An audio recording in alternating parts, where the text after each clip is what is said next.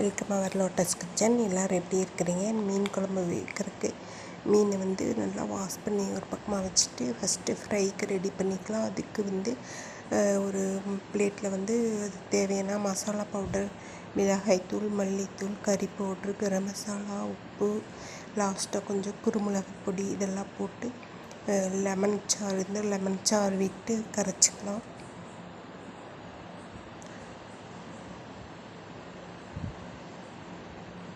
இந்த பவுட்ரு எல்லா பவுட்ரும் ஒரு 5-6 பவுட்ரு, மிளகாய்த்தூள், மல்லித்தூள், வரமிளகாய்த்தூள், மல்லித்தூள், கரம் மசாலா, கறி பவுட்ரு இருந்தால் கொஞ்சம் அந்த ஃப்ளவர் பிடிக்கும்னா அதுக்கப்புறமா லெமன் சாறு இருந்தால் விட்டுக்கலாம். அப்படி இல்லைன்னா அப்படி சாறையே கரைச்சி போட்டோம்னா டேஸ்ட்டு எண்ணெயசாமல் இருக்கும்.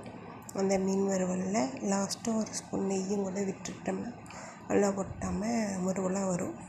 அதுக்காக ஒரு ஸ்பூன் நெய் விட்டாச்சு.